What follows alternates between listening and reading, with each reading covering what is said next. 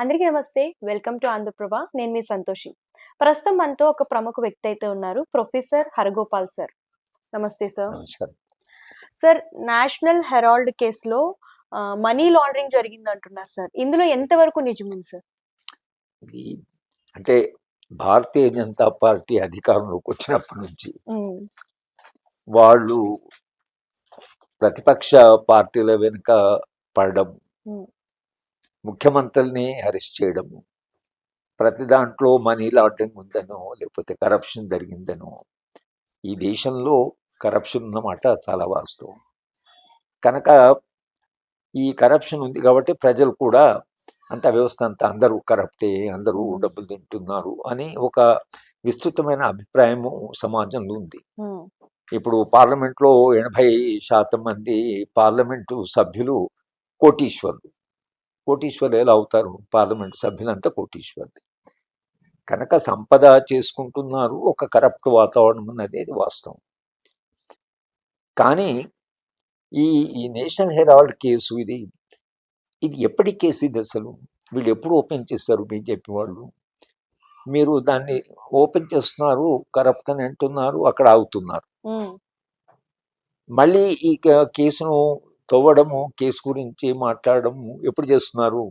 ఇప్పుడు బీహార్లో ఎన్నికలున్నాయి కాబట్టి పార్టీని ఎంబరాస్ చేయడం కొరకని, అక్కడ ప్రచారం కొరకని, ఎక్కడో రాజకీయాలతో ముడిపడి ఉంది. కానీ నిజంగానే ఈ నేషనల్ హెరాల్డ్లో జరిగిన కరప్షన్ గురించి సీరియస్గా దానిలోకి వెళ్ళి మనం దాన్ని చూడాలి అని ఇంతవరకు ప్రాపర్ ఇన్వెస్టిగేషన్ లేదు. ఛార్జ్ షీట్ ఈ మధ్యనే వేశారు. తర్వాత సోనియా గాంధీ, రాహుల్ గాంధీ వాళ్ళ దగ్గర పెద్ద కరప్షన్ కేసు లేదు కాబట్టి, ఇంకా ఇంతకంటే పెద్ద కరప్షన్ 17-27 పవర్లోనూ వాడి ఎంత పెద్ద కరప్షన్ కేసు ఉందో, డిఫెన్స్ డీలు ఇక్కడ ఏదో ఒక చోటు ఉంటుంది. కానీ ఏదో దీన్ని పట్టుకున్నారు. ఈ పత్రికలో యాజమాన్యంలో వాళ్ళకు భాగస్వామి ఉంది కాబట్టి ఈ పత్రికలో మనీ లాండరింగ్ జరిగింది, భూమిని కొన్నారు, బిల్డింగ్ అమ్మారు అని అంటున్నారు. కానీ సరే, వాస్తవాలు బయటికి రావాల్సిందే. కాంగ్రెస్ పార్టీ నిజంగానే చేస్తే, ఒకవేళ అలాంటి జరిగితే తప్పకుండా దాని మీద ట్రయల్ జరగాల్సిందే. కరప్ట్ కాబట్టి వదిలేయండి అని అనడం లేదు. కానీ దీంట్లో రాజకీయాలు ఎంత, దీంట్లో అవినీతి ఎంత అనేటువంటి దాంట్లోకి వెళితే మాత్రం మనకు రాజకీయాలే ఎక్కువ కనిపిస్తున్నాయి. దీంట్లో అవినీతి కంటే కూడా రాజకీయాలు. ఇప్పుడు సోనియా గాంధీ గారు కరప్ట్ అని ఇంతకాలంగా ఆమె ప్రజాజీవనం ఉంది. భర్త చనిపోయిన తర్వాత ఇంతకాలంలో ఆమె కరప్ట్ ఇమేజ్ అని ఎక్కడ రాలేదు. ఇంతకాలంలో పవర్ ఎంతైనా డబ్బులు చేసుకోవద్దు. ఇప్పుడు మన్మోహన్ సింగ్ గారు కూడా కరప్ట్ అని ఇమేజ్ రాలేదు. రాహుల్ గాంధీని అయితే ఆయన ఇప్పుడే ప్రజాజీవనంలో ఎంటర్ అయిందే కొత్త. ఆయనకి ఎక్కడ, ఈవెన్ రాజీవ్ గాంధీ విషయంలో, బోఫార్స్ విషయంలో అప్పుడు కొంత గొడవ జరిగింది.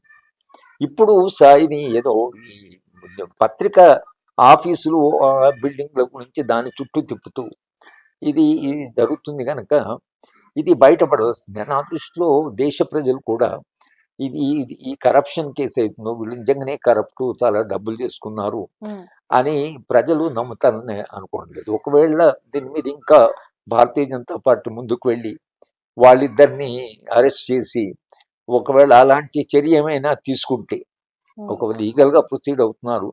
చంద్రబాబు నాయుడు గారిని 2 నెలలు జైలు పెట్టిన జగన్మోహన్ రెడ్డి పదవి కోల్పోయాడు.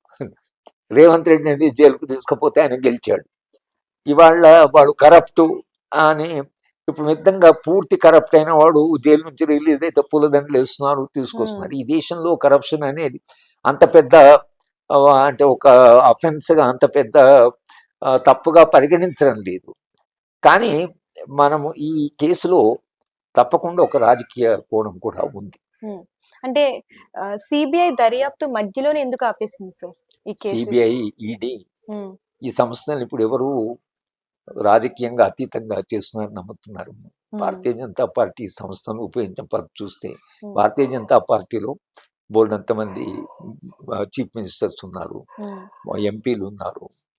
తర్వాత అందరూ భారతీయ జనతా పార్టీ ఏ రాష్ట్రంలో అధికారం ఉందో అక్కడ వాళ్ళ మెంబర్స్ ఆఫ్ పార్లమెంట్ ఒక్కరు కూడా అవినీతికి పాల్పడ్డట్టుగా లేకుండా కంప్లీట్గా అది అవినీతి లేని పార్టీ అన్నట్టుగా ప్రవర్తిస్తున్నారు. కానీ అటువంటి తప్పులు ఎవరైనా బీజేపీలో చేస్తే మీరు ఎక్కడైనా సిబిఐని పంపడం కానీ, ఈడీని పంపడం కానీ, తమ సభ్యులైనా సరే ఇన్వెస్టిగేషన్ చేశారా?